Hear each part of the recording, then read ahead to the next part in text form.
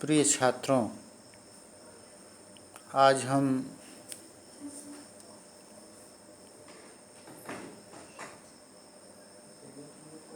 On his ब्रांडनेस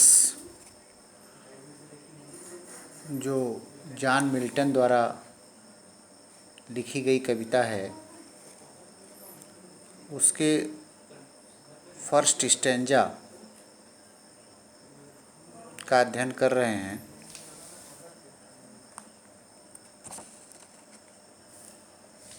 जिसमें Milton का ईश्वर में दृढ़ विश्वास दिखाई देता है। प्रारंभ में कवि अपनी नेत्र ज्योति खो देने के कारण ईश्वर से शिकायत करता है, लेकिन अंत में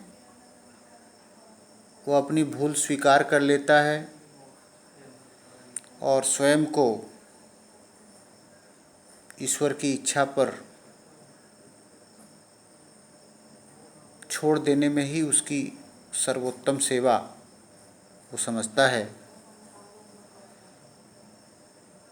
जैसे हिंदी में कहा जाता है, जाहि विधि राखे राम वाही विधि रहिए। अब हम इस कविता के अर्थ पर प्रकाश डालेंगे। तो when I consider how my light is spent, जब मैं इस पर विचार करता हूँ, सोचता हूँ कि किस प्रकार से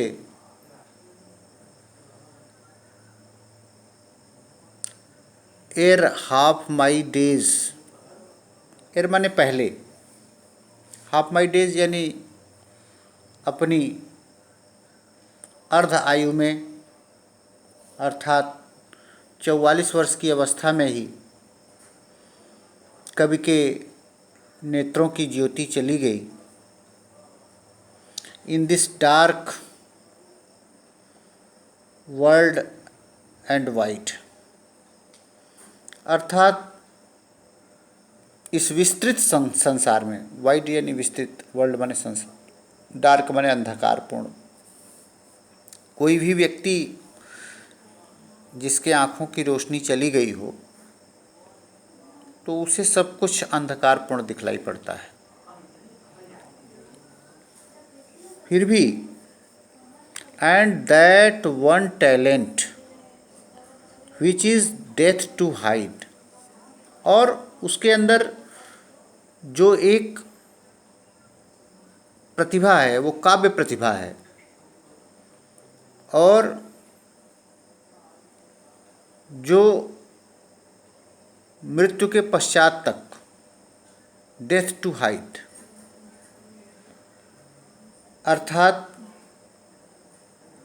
उस अंतिम दिन तक जिसे छिपाकर वो अपने अंदर नहीं रखना चाहता, लास्ट विथ मी यूजलेस, और कवि कहता है कि वो मेरे अंदर, लास्ट यानी पड़ी हुई है, पास रही है, रिमेंड है, बेकार, वो काव्य प्रतिभा मेरे अंदर जो बेकार पड़ी हुई है। Though my soul more bent, bent यानी उत्सुक, इच्छुक, एंक्सस, यद्यपि ईश्वर की सेवा करने के लिए अपनी काव्य प्रतिभा के द्वारा उसका अंतर्मन काफ़ी उत्सुक है। To serve where with my maker, कि जो मेकर यानी गॉड, बनाने वाला, ईश्वर, कि उस काव्य प्रतिभा के द्वारा वह अपने ईश्वर की सेवा करना चाहता है। And present my true account, और उसके समक्ष अपना सही लेखा जोखा प्रस्तुत करना चाहता है। लेस्ट ही रिटर्निंग चाइल्ड, और चाइल्ड माने फटकारना, डांटना, और जिससे कि रिटर्निंग चाइल्ड यानी जिस दिन उसे वापस लौटने का है, अर्थात जिस दिन उसके जीवन का अंतिम दिन है, अर्थात मृत्यु के पश्चात का जो समय है, उस दिन ईश्वर उसे फटकारे नहीं। तो ये तो इसका हिंदी अर्थ रहा।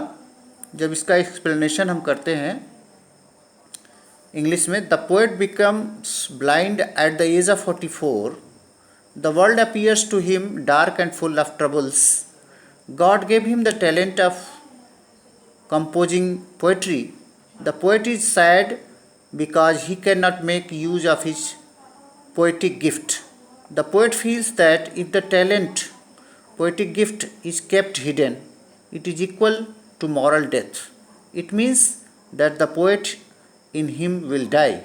So he is anxious to serve God so that talent in this way he will be able to present before God a true account of life on the day of judgment. Thank you.